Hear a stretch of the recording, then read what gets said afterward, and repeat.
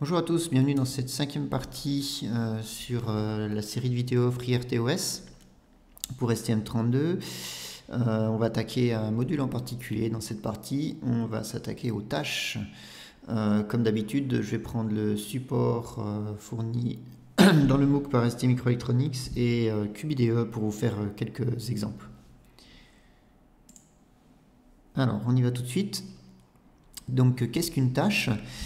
Eh bien, une tâche est une fonction en C, tout simplement, du point de vue de FreeRTOS et dans votre projet STM32. C'est une fonction dont le nom de cette fonction est le nom de votre tâche et elle prend un argument, mais en fait, c'est juste un pointeur pour pouvoir qui est utilisé par le kernel de FreeRTOS pour pouvoir lier cette fonction au heap et la mémoire qu'elle occupe. Donc cet argument ne va pas nous concerner. Cette fonction, c'est une fonction un petit peu particulière puisque dans chaque tâche, en fait, vous avez une boucle infinie. Donc vous devez créer, enfin c'est créé automatiquement hein, quand vous le faites depuis CubeMX, mais vous le verrez, vous avez une boucle infinie dans votre tâche et vous exécutez le code bien, à l'intérieur de cette boucle. Quelque chose que vous pouvez être amené à faire, bien qu'en SM57 je ne pense pas qu'on ait l'intérêt de faire ça, vous pouvez créer plusieurs instances de la tâche, donc plusieurs instances d'une même tâche, c'est possible, il n'y a pas de souci. Du coup, chaque instance aura sa part de tâches dans le heap, hein. Donc chaque instance aura sa propre stack, son propre stack. Et puis, nous l'avons vu dans la première partie, une tâche, ça prend des modes de fonctionnement, donc running, blocked, suspended and ready, donc suivant où en est la tâche.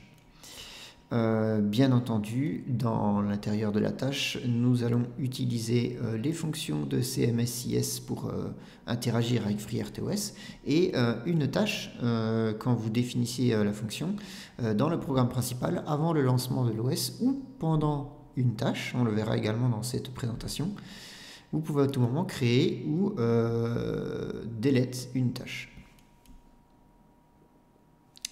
Alors, en quoi consiste une tâche? Donc, comme je vous l'ai dit, c'est une fonction en C, donc c'est du code, c'est du programme. Hein. Donc, il y a une partie programmation, donc un programme, une pile, donc un espace mémoire où vous allez déclarer vos variables. On l'a vu dans le chapitre sur le heap et le memory management, et un TCB pour task control block, un petit peu la fiche d'identité d'une tâche. Pour créer l'allocation mémoire, je vous renvoie à la partie 4. Hein. Le FreeRTOS va utiliser pv-portmalloc pour pouvoir allouer de l'espace mémoire pour le TCB et pour le stack. Et puis, une tâche, par quoi ça va être manipulé? Pas par vous, c'est pas vous qui allez dans le code appeler la fonction, elle va être appelée automatiquement par le scheduler. C'est le scheduler qui va élire la tâche et l'exécuter. Ok. Voici un petit résumé de ce que vous allez trouver dans le TCB. Alors ça c'est très transparent pour vous, c'est vraiment pour ceux qui ont envie un petit peu d'égayer leur curiosité. Je vais pas rester longtemps là-dessus, juste quelque chose. En fait le TCB, comme je vous l'ai dit, c'est un petit peu la fiche d'identité de la tâche. En fait vous retrouvez toute sa configuration, hein, ni plus ni moins. Et on va retrouver en particulier, alors je ne vais pas tous les lister, mais on va retrouver en particulier le nom de la tâche et sa priorité. Donc c'est un petit peu les deux choses, nous, qu'on va utiliser de manière, dans notre code. Tout le reste, c'est assez abstrait. Alors bien sûr, hein, le TCB, qu'est-ce que c'est? Ben, là encore, c'est du code. En fait, c'est une structure qui est définie avec certains paramètres. Et puis quand vous remplissez sur CubeMX les différents paramètres de la tâche, ben, ça va automatiquement créer une instance de cette structure et remplir avec les paramètres que vous avez mis dans CubeMX. Donc là, c'est tout graphique et ça génère du code C tout seul. Alors, le code C qui est généré pour la tâche via CubeMX, donc il se représente comme ça. Donc c'est une fonction dont le nom de la tâche est le nom de la fonction. Vous avez une première partie où vous pouvez initialiser les variables, écrire des procédures d'initialisation de votre tâche. Donc ça va être exécuté uniquement la première fois que vous lancez la tâche. Et ensuite, vous allez rentrer dans une boucle infinie qui va eh bien s'exécuter de manière infinie. Et bien sûr, vous ne devez jamais sortir de cette boucle.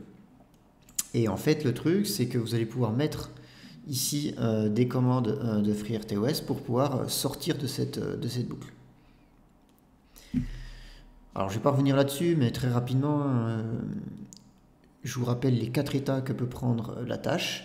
Et je vous ai mis ici certaines fonctions de CMSIS qui permettent de forcer le passage d'un état à une autre. Ça peut être utile, bien entendu. Il y a également d'autres fonctions et par son fonctionnement, le FreeRTOS peut choisir de passer ready en running et blocked automatiquement, etc. Vous n'allez pas, c'est pas vous dans votre code à chaque fois que vous allez lui dire ça. Il y a dans le TCB un état de la tâche, donc une variable état de la tâche. C'est une variable de type OSThreadState. Et en fait, vous pouvez connaître à tout moment l'état de la tâche avec l'API, il y a une fonction qui permet de récupérer l'état de la tâche. Et puis vous récupérez ça dans un type de variable OSThreadState. Et voici les valeurs qu'elle peut prendre. Une tâche est définie également par sa priorité. Donc, plus la tâche est prioritaire, plus dans l'ensemble des tâches ready, elle aura de chance d'être élue. Et moins la tâche est prioritaire, moins dans l'ensemble des tâches ready, elle aura de chance d'être élue. C'est logique. Hein. Alors, quelles sont les priorités différentes dans FreeRTOS? Là encore, il y a un type de variable qui permet de définir la priorité. C'est un type OSPriority et dedans, vous pouvez mettre une de ces valeurs-là. Donc, il y a 7 niveaux de priorité dans FreeRTOS. On va le voir dans un instant avec le code. Là encore, si vous faites ça de manière graphique, c'est généré automatiquement. Et puis si vous ne changez pas la priorité en cours de route, en fait, vous pouvez faire ça tout sur la partie graphique. Alors juste pour rappel, hein, comment fonctionne FreeRTOS et surtout le scheduler avec les tâches. Donc deux manières de travailler, soit en mode coopératif, soit en mode préemptif. Donc ici un mode préemptif par exemple où à chaque fois qu'on va avoir un tick qui est réglé à 1 milliseconde par défaut, le scheduler va se déclencher et va se poser la question: est-ce qu'il y a une tâche plus prioritaire? Si la réponse est oui, alors il interrompt la tâche en cours, par exemple ici A, pour passer à B qui est plus prioritaire, etc. etc. Ça c'est le fonctionnement classique, mais en plus de ça, s'il y a par exemple des yields que vous mettez à l'intérieur d'une tâche, ça va redéclencher le scheduler. S'il y a par exemple des delays, ça va redéclencher le scheduler à chaque fois. Okay. Préemptif, je vais être préempté à chaque fois par une tâche plus prioritaire. Coopératif, la tâche a beau être plus prioritaire, je vais attendre de finir ma tâche avant de changer sur la tâche la plus prioritaire. Tous ces éléments-là, en fait, le scheduler, pour pouvoir agir, il a des listes, en fait, des listes de tâches, des listes de priorités, etc. Alors, ça vous est totalement abstrait, mais c'est comme ça que fonctionne le scheduler. Donc, à partir d'un système de listes, il permet de voir un petit peu quelles tâches exécuter, quelles sont toutes les tâches qui sont ready, et parmi elles, quelles sont celles qui sont les plus prioritaires. Alors je vais sauter un petit peu dans les slides. Si vous êtes un peu plus intéressé pour avoir plus de détails là-dessus, je vous conseille de regarder les autres slides où vous avez un exemple de comment on fait un changement de contexte. Alors, on va directement passer sur l'API. Une petite remarque, sur les parties précédentes, j'utilisais l'API, j'utilisais la V2, CMSIS V2, et là je vais utiliser CMSIS V1. Je vous avais déjà montré la création d'une tâche en CMSIS V2, et je me suis dit que c'était bien aussi de vous la faire en V1. Ça revient à peu près au même. Il y a le nom des fonctions qui change et 1 ou 2 paramètres qui sont pas placés pareil dans les arguments de la fonction, mais grosso modo c'est exactement la même chose. D'accord ? Mais pour le reste de la vidéo, je vais utiliser CMSIS V1 ici. Donc, une tâche, il faut la créer. C'est bien beau de l'écrire, mais comme je vous dis, elle ne va pas c'est pas vous dans le code qui allez appeler la fonction en C, comme vous pourriez le faire pour une fonction normale. Donc, il faut créer la tâche, il faut ce qu'on appelle instancier la tâche au scheduler, lui dire qu'elle existe. Pour ce faire, il y a une fonction qui s'appelle osThreadDef pour thread definition.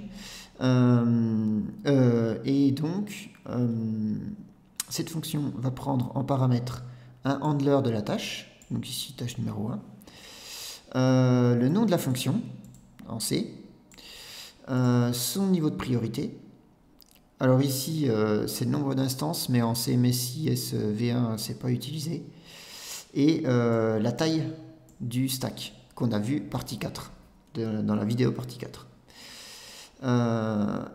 Ceci, en fait, tout ceci va remplir une structure de type osThreadDef, et avec ces structures-là que vous remplissez, eh bien, cette fonction-là va remplir une structure de type osThreadDef, et ça, vous allez l'envoyer à la fonction, en paramètre de la fonction, qui s'appelle osThreadCreate.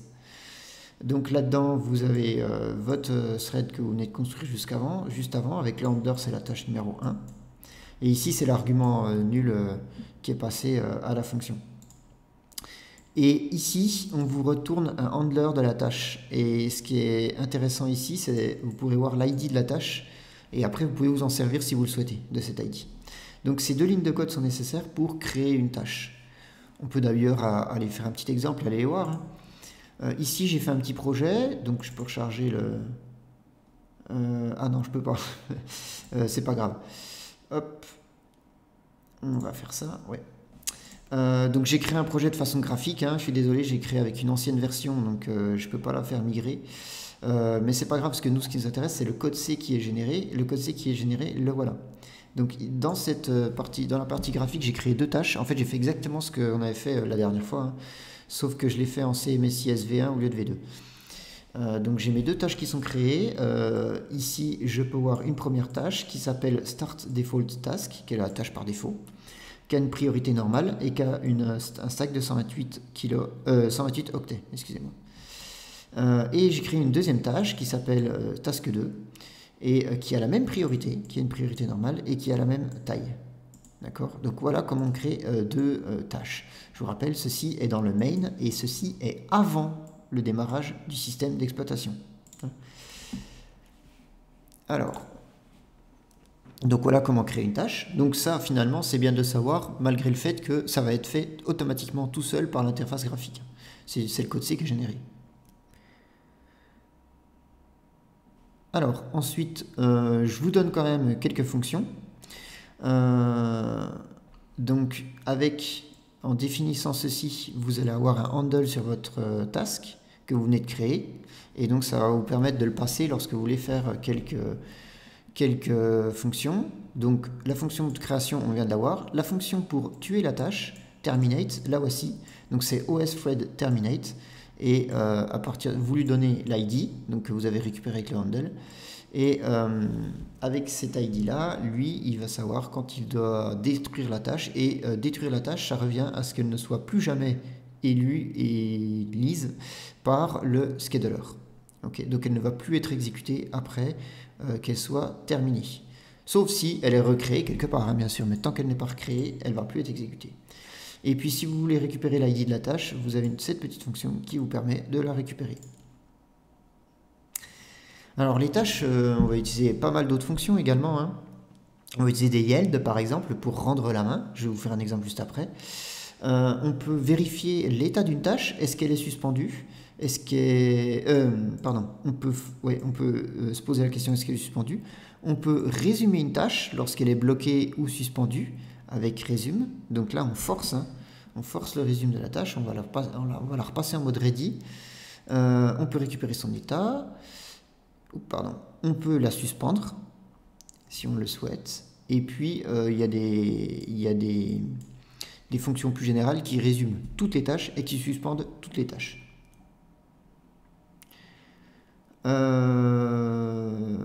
Ça, je l'ai déjà montré. Donc, c'est les priorités, hein, les différentes priorités au nombre de 7. Alors, il y en a une huitième, mais c'est parce que c'est une erreur. Si vous avez, quand vous définissez votre tâche, vous choisissez une de ces priorités-là. Attention, il faut faire attention à à la configuration que vous avez fait de FreeRTOS, puisque ces nombres-là, -3 jusqu'à +3, ce sont des priorités à l'intérieur de FreeRTOS. Ce n'est pas les priorités, c'est pas les nombres de priorités du STM32. Okay, et après, en fait, la plus haute priorité ici, qui est de +3, c'est équivalent à la plus haute priorité que vous avez définie dans la configuration du STM32. Alors, la plupart des petites fonctions que je viens de vous montrer, c'est MSIS, elle vous renvoie un paramètre, même si la fonction ne sert pas à renvoyer un paramètre, elle renvoie un paramètre qui est de type OS status. C'est l'équivalent de HAL statut là. Et puis comme ça vous avez un retour d'information sur la fonction que vous avez demandé, est-ce qu'elle s'est bien déroulée ou pas. Donc si elle s'est bien déroulée, normalement vous allez recevoir OS OK. On fera un petit exemple tout à l'heure. Et si ça s'est mal déroulé, bah vous avez tout un paquet de code d'erreur qui vous permet un petit peu de débugger et de savoir eh bien, quelle est exactement l'erreur, qu'est-ce qui s'est passé. Hop. Ok, alors comment est-ce que graphiquement on crée une tâche? Je vous l'ai déjà montré dans la partie CubeMX, hein, donc je vais passer assez rapidement là-dessus. Donc je crée une tâche en allant dans Task in Queue, et puis après j'appuie sur Add et je remplis le fameux petite pop-up qui apparaît avec toutes les tâches, etc. Donc je vous propose un petit cas concret. Je vais créer deux tâches, enfin j'ai créé deux tâches. On va regarder le code C que ça a créé et on va s'amuser un petit peu avec pour voir comment une tâche interagit les unes par rapport aux autres. Donc hop, j'avance un petit peu là-dessus parce que je vais directement passer sur Cube IDE. Ok, donc sur Cube IDE, qu'est-ce que j'ai fait là jusqu'à maintenant? J'ai utilisé ma partie graphique pour créer deux tâches. Donc une tâche qui s'appelle Start Defo Stack et une tâche qui s'appelle Start Task 2. Ok. Alors pour les besoins de la vidéo, donc je vous rappelle, je suis en CMSIS version 1. Pour les besoins de la vidéo, je vais faire des printf. Alors jusqu'à maintenant, mes étudiants, vous avez tous vu qu'on ne pouvait pas utiliser printf dans le microcontrôleur. Bah oui, pourquoi? Parce que le microcontrôleur n'a pas de sortie standard. Et nous, on utilisait l'UART2, parce que l'UART2, je l'ai relié dans la carte Discovery au debugger, au programmeur debugger, et il a un virtualisateur de port com. Et donc, avec le câble mini USB, on peut afficher des choses sur l'UART. Alors, voilà ce que je vous propose de faire. Je vous propose de copier ces lignes de code. Et en fait, ça va rediriger la fonction printf vers la fonction UART. D'accord. Alors pour ce faire, bien entendu, il faut que vous activiez l'UART2. Donc ici, je vais utiliser la HAL. Je n'ai pas utilisé ma librairie personnelle que je vous avais transmise pour les étudiants de CM57. Vous utilisez la HAL. Donc dans CubeMX, vous activez la HAL sur UART2. Enfin, vous activez UART2 et puis ça va générer automatiquement le code source. Et vous remplacez ça. Alors je l'ai mis tout au-dessus du main. Hop, ici. Voilà, avant de rentrer dans le programme principal, donc j'ai copié cette fonction-là et elle va aller écraser la fonction existante de stdout et en fait elle va lier printf à cette fonction-là. Ok. Ok, alors on revient à mes moutons. J'ai fait deux tâches. Une première tâche qui s'appelle Start Defo Stack, une deuxième tâche qui s'appelle Task 2. Dans ces deux tâches, je fais pas grand-chose. Je fais un printf. Ici, c'est comme c'est la tâche par défaut, je l'ai appelé Task Def. Ici, je l'ai appelé Task 1. Et ensuite, ici, j'attends 100 millisecondes et ici, j'attends 500 millisecondes. Tout simplement. Alors, on y va. On fait déjà un premier test. Donc, j'ai lancé une instance de Putty, etc. Voilà. Donc, vous voyez défiler. Toutes les 100 millisecondes, il va faire un printf de taskdef. Et toutes les 500 millisecondes, il fait un printf de task 1. Donc, le scheduler élit bien la tâche de défaut et la tâche numéro 2. Ok. Donc on voit à peu près, hein, je fais 5 taskdef pour un task 1. Parce que j'ai mis 100 millisecondes ici, 500 millisecondes ici. Ok. Et je vous rappelle, hop, ici, que j'ai défini les deux tâches avec la même priorité. Ok. Alors, que se passe-t-il si je mets une tâche plus prioritaire que l'autre? On va faire ça. Donc pour faire ça, hop, je vais faire directement en code, je ne vais pas repasser par la partie graphique. Je vais aller ici, je vais prendre une priorité un peu plus élevée, au-dessus de la normale, et je vais l'attribuer à Start Defo Task, à Defo Task. Voilà, je recompile. Donc là, j'ai fait exactement la même chose, sauf que maintenant, il y a une des fonctions, une des tâches là, celle-là, est plus prioritaire que celle-là. Alors, là, on a un fonctionnement un petit peu particulier. Pourquoi? Parce que je remarque que la tâche numéro 2 ne s'exécute plus. On le voit bien. Donc on va essayer de comprendre pourquoi. Pourquoi? Parce que j'ai quand même 2 tâches à exécuter. Et pourtant, la tâche numéro 1, la start défaut task, c'est tout le temps celle-là qui s'exécute. Alors pour voir ça, hop, je vais vous faire un petit schéma qui est ici. Voilà. Donc j'ai avancé un petit peu, hein, je vous ai remis toutes les opérations que j'ai fait en C, là je les ai mis dans les slides, hein, vous regarderez. Voici le fonctionnement que j'avais avant, c'est-à-dire j'avais les 2 tâches au même niveau de priorité, donc, et ça exécutait task 1, task 2, task 1, task 2, etc. Comment ça passe de task 1 à task 2? Eh bien, c'est le SysTick. Toutes les millisecondes, le SysTick se déclenche, va déclencher l'interruption pend_sv, et donc va déclencher le scheduler. Et le scheduler se pose la question, est-ce que je change de contexte ou pas? Et en fait, ce qu'il fait, c'est qu'il changeait de contexte, effectivement. Alors, comme les 2 tâches sont au même niveau de priorité, ben, ils passaient de l'une à l'autre. Mais, maintenant que la tâche 1 est plus prioritaire que la tâche 2, quand il change de contexte, ben, il va réélire la tâche 1 à chaque fois. Donc la tâche 1, elle va toujours être en running, et la tâche 2, elle va toujours être en ready. Alors là, vous êtes en train de vous dire, ça sert un peu à rien, parce que comment on fait pour pouvoir passer de l'une à l'autre et mettre des niveaux de priorité différents, quoi. En fait, et c'est là-dessus que je veux vous alerter, c'est que pour faire ma tempo ici, j'ai utilisé HAL delay. Et je vous déconseille fortement d'utiliser HAL delay. Pourquoi? Parce que HAL delay, ça ne fait pas de ce qu'on appelle de yield. Ça ne va pas déclencher le scheduler. Alors que si vous utilisez OS delay,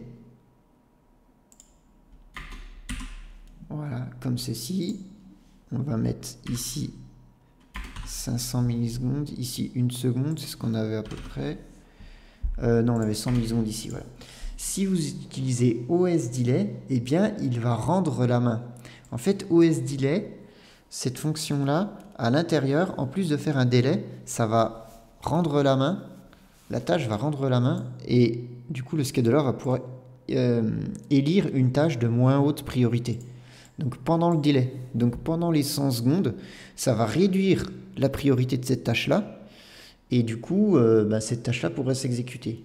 Et là également pendant 500 millisecondes. On va essayer.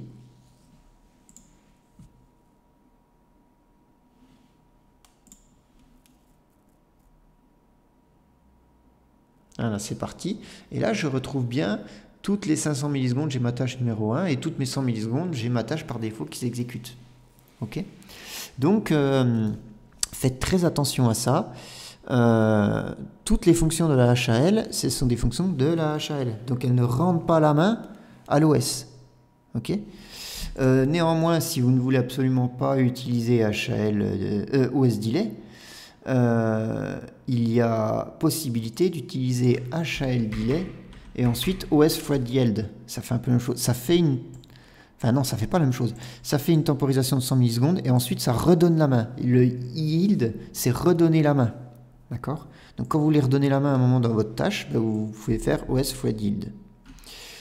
Mais ce n'est pas pareil que OS delay. Pourquoi? Parce que OS delay, ça va yield immédiatement et donc la tâche va passer en bloqué et ça va bloquer pendant 100 millisecondes. Et dès que les 100 millisecondes auront été terminées, ça va remettre en ready et ça va dire au scheduler et je suis prêt. Et donc à la prochaine fois que le scheduler va se déclencher, il aura possibilité d'élire la tâche. Donc ce n'est pas tout à fait pareil. Tandis que là, on fait déjà les 100 millisecondes et ensuite on rend la main. Alors il y a un petit truc qu'il faut que je vous montre également.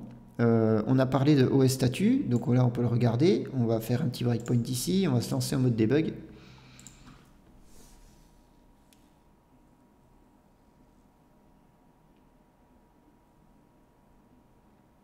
Ok, donc je suis en mode debug. Alors j'ai dû mettre 2-3 breakpoints. Ouais, j'en avais mis un juste pour start le kernel. C'était pour vous montrer ici, hop, voilà, je récupère le handle de la tâche numéro 2, donc avec toutes les informations nécessaires.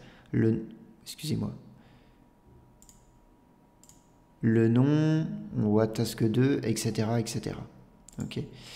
Et ensuite, je vais aller dans ma tâche par défaut. Donc là, je suis dans ma tâche, je vais faire le printf. Hop. Et après, je fais le délai. Et je vois là qu'il a bien récupéré le statut OS OK. Le délai s'est bien effectué. Voilà. Ok. Alors, ce que je vais vous montrer maintenant.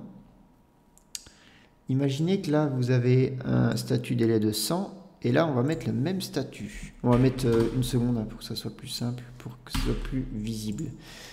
Donc là, on va mettre un délai de 1 seconde et là également de 1 seconde. Et on va mettre le même niveau de priorité. On va mettre les deux en mode normal. On y va. Qu'est-ce qui devrait se passer? Eh bien tout simplement, là, au hasard, une des deux tâches va s'exécuter, puisqu'elles ont les deux, vont être les deux ready et les deux seront prioritaires, enfin ont le même niveau de priorité. Puis une fois qu'une est finie, ben, je devrais switcher sur l'autre. Sauf que voici ce qui se passe. Alors, prenons un peu de recul avec ça. On voit quand même que ça envoie des choses. On voit que ça envoie la tâche 1. On voit quand même que la tâche 1 bug par moment également. Hein. Et on voit que la tâche définition aussi s'exécute. Mais le printf bug. Hein, on voit ça. Pourquoi ça? Eh bien en fait, et c'est là la deuxième chose que je veux que vous fassiez attention, ce printf, qu'est-ce que je fais dedans? Ce printf, je l'ai redirigé et en fait je fais un HAL UART transmit. J'utilise la HAL pour envoyer sur UART2. Si on s'intéresse à cette fonction-là, c'est une fonction qui est non bloquante. Ça veut dire qu'elle va ressortir, si vous vous souvenez le cours sur le lean, dès que j'ai mis quelque chose dans DR, je n'attends pas que ce quelque chose soit envoyé, je sors de la fonction HAL. Donc ça veut dire que je n'ai pas encore envoyé complètement. Okay. Et si je relance cette fonction-là alors que je n'ai pas tout envoyé, je vais réécrire quelque chose dans DR. Donc en fait, il ne va pas l'envoyer complètement. Donc comme elle n'est pas bloquante, elle va écrire quelque chose dans DR, elle va sortir, on va revenir au niveau de la tâche ici, on va passer à la ligne suivante qui est un OS délai. Le OS délai, avant même de faire le délai, il va rendre la main. Il rend la main. Le scheduler tourne un petit coup. Il choisit l'autre tâche qui va mettre en mode, qui va élire en fait, donc qui va exécuter. Et l'autre tâche fait également un printf. Mais entre là et là, il s'est écoulé beaucoup moins de 1 milliseconde. Enfin, il s'est écoulé un temps très faible. Et le temps qui s'est écoulé est plus faible que le temps qu'a mis l'UART à envoyer complètement le message. Task 1, elle y arrive, ça fait 1, 2, 3, 4, 5, 6 caractères. Task def, elle a du mal, on le voit. Et donc, ce qui se passe, c'est que eh bien, je fais un printf alors que je suis déjà en train d'en faire un autre. Et donc, j'écrase les valeurs précédentes. Et c'est pareil, hein, OSDLA, ça relâche, hop, ça revient là-dessus, etc. etc. Alors là, ça va relâcher, mais comme je suis dans le OSDLA là-dedans, ça va patienter un petit coup. C'est pour ça que le task 1, il apparaît correctement, alors que le task def, il déconne. Voilà. Donc, il faut faire attention à ça, avec le OSDLA et quand on redonne la main au scheduler. Donc, pour solutionner ce problème, ici, on peut mettre des HAL delay. Ça solutionne le problème. En plus, comme ça laisse le temps de bien afficher avant de faire l'OS delay. Okay. Ou sinon, il suffit de ne pas mettre la même temporisation et donc on a plus de problèmes parce qu'il y en a un, c'est 1 fois sur 5, etc. Et ça se déphase l'un par rapport à l'autre et ça laisse à l'UART le temps d'envoyer des données. Voilà comment est-ce qu'on crée un petit peu des tâches et comment est-ce qu'on interagit avec. Donc la fonction OSDelay, voici comment on l'utilise. Il y a une autre fonction qui est DelayUntil. Alors quelle est la différence entre les deux? Je vous ai fait un petit schéma. Ça c'est pour vous expliquer que OSDelay va activer une fonction de l'API de FreeRTOS qui s'appelle vTaskDelay. Quelle est la différence entre vTaskDelay et vTaskDelay-Until? vTaskDelay, ça lance le chrono du delay au moment où vous mettez la ligne. vTaskDelay-Until, eh ben, en fait, vous pouvez choisir un temps de référence de départ. Et c'est à partir du temps de référence que c'est compté. Okay. Attention, si vous utilisez ça, n'oubliez pas de l'activer, parce que par défaut, il est désactivé dans la config. vTaskDelay-Until, je crois que vTaskDelay, par défaut, il est activé. Voilà. Ensuite, lorsque vous êtes dans une tâche, vous pouvez très bien, si vous voulez, modifier la priorité soit de cette tâche, soit d'une autre tâche. Pour ce faire, il existe getPriority qui est un dérivé de FreeRTOS. Donc dans FreeRTOS, c'est TaskPriorityGet, et puis il y a aussi TaskPriorityGet from ISR, si vous êtes dans une interruption. Donc en utilisant ça, ça vous abstrait ces deux-là, ça fait ces deux-là en même temps. Donc vous êtes tranquille. Un petit exemple. Alors les priorités, vous les réglez graphiquement, hein, mais après vous pouvez les changer. Voici un exemple. Tâche numéro 1. J'exécute la tâche numéro 1 et j'ai une deuxième tâche. Cette deuxième tâche, j'ai son handle parce que je l'ai créé au début du code. Donc je vais utiliser OSThread-getPriority pour avoir la priorité. De quelle tâche? De la tâche numéro 2. Donc je lui passe un argument sur handle. Donc là je récupère sa priorité, donc dans une variable de type OSPriority qu'on a vu juste avant. Je l'ai appelé priority. Je fais un petit printf et après en fait je change la priorité de la tâche, donc avec cette priority de la tâche 2, donc je mets le handle de la tâche 2 et je fais priority actuelle plus 1. Donc ça va augmenter de 1 la priorité de cette tâche. Et puis je peux m'amuser dans la tâche numéro 2. Du coup, quand je la déclenche, je vais, si je ne mets pas de pointeur ici, j'obtiens la priorité de la tâche dans laquelle je suis. Donc là, je suis dans la tâche 2. Et je peux réduire de 2 cette priorité. Ainsi, avec ça, de temps en temps, je déclencherai la tâche 2. De temps en temps, je ne la déclencherai pas. Quand elle sera, ça dépend si elle est supérieure à la tâche 1 en priorité ou inférieure. Voilà. Ensuite, vous pouvez également créer des tâches à l'intérieur des tâches. Hein. Vous n'êtes pas obligé de le faire dans le main avant de lancer l'OS. Vous pouvez très bien la créer pendant l'exécution d'une autre tâche. Bah ouais, imaginez par exemple, j'ai une tâche qui ouvre tous les billets de banque dans un distributeur. J'ai bien envie d'exécuter cette tâche uniquement lorsque je reconnais que c'est le banquier. Avec sa carte bancaire, il insère sa carte. Je vois que c'est le banquier, je vois que ce n'est pas un utilisateur classique. Donc je vais faire une tâche que je n'ai pas l'habitude de faire. Donc dans la tâche qui lit la carte de crédit du banquier pour détecter que c'est bien lui, eh bien je peux, une fois que j'ai détecté ça, je peux créer une instance de cette tâche qui est maintenant ouvrir tous les distributeurs de billets. Et puis bien sûr, vous le comprenez, je peux également tuer une tâche à partir d'une tâche, alors que je sois dedans ou que ce soit une autre tâche.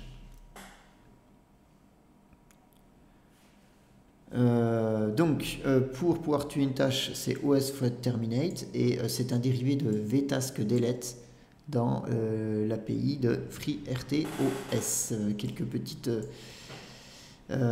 petites warnings ici que je vous encourage à lire, mais vous pouvez le faire, il n'y a pas de souci.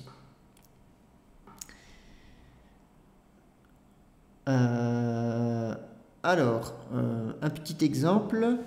Qu'est-ce que j'ai mis dans cet exemple? La tâche, oui, c'est pour vous montrer que la tâche numéro 3, s'il a une priorité inférieure aux deux autres, en fait, elle ne va jamais être exécutée par le scheduler, puisqu'il va tourner entre la 1 et la 2. Voilà. Alors, en plus des délais, etc., dans ces fonctions, dans les fonctions délai, dans les fonctions create, etc., et ça rend la main au scheduler. Mais je peux forcer de rendre la main au scheduler. Et pour ce faire, je peux appeler la fonction, je peux faire ce qu'on appelle un yield en anglais. Et je peux faire ça avec la fonction OS_thread_yield. Donc par exemple, je fais quelque chose dans ma tâche. Ici, j'ai fait un printf et j'ai fini. J'ai plus besoin de faire autre chose. Et bien là, je peux faire un OS_thread_yield et ça va redonner la main. En fait, ça va déclencher le scheduler, ni plus ni moins. Donc c'est un dérivé de task_yield que vous retrouverez sur FreeRTOF natif. Et puis, il n'y a pas de souci, hein, ça marche très bien. Alors, j'ai à peu près fait le tour des tâches, je vous ai montré quelques exemples. Pour terminer, je vous dresse juste un petit bilan, un petit tableau de toutes les fonctions CMSIS qui sont liées à des tâches. Hein. Donc vous avez toutes les fonctions kernel, vous avez toutes les fonctions tâches pour créer, récupérer l'ID, détruire, faire un yield, changer la priorité, récupérer la priorité, faire un délai, etc. etc. Voilà. Donc avec ça, vous avez toutes les billes. C'est tout pour les tâches. Je vous encourage à en créer 2-3, à vous amuser avec, à les exécuter, voir un petit peu quand vous mettez une priorité de l'une par rapport à l'autre, qu'est-ce qui se passe. Et je vous encourage à faire très attention, vous l'avez vu lorsque vous utilisez la HAL avec ces tâches, de bien être conscient que la HAL, les fonctions non bloquantes de la HAL, elles vont se retrouver problématiques si par la suite vous faites un yield, donc vous redéclenchez, vous faites un changement de contexte alors que vous étiez en train de faire quelque chose avec et que l'autre tâche va utiliser la ressource. C'est pour ça qu'on verra les notions de sémaphore, mutex, etc. pour ne pas aller écrire sur l'UART par exemple alors que quelqu'un a déjà essayé d'envoyer. Voilà, je vous remercie.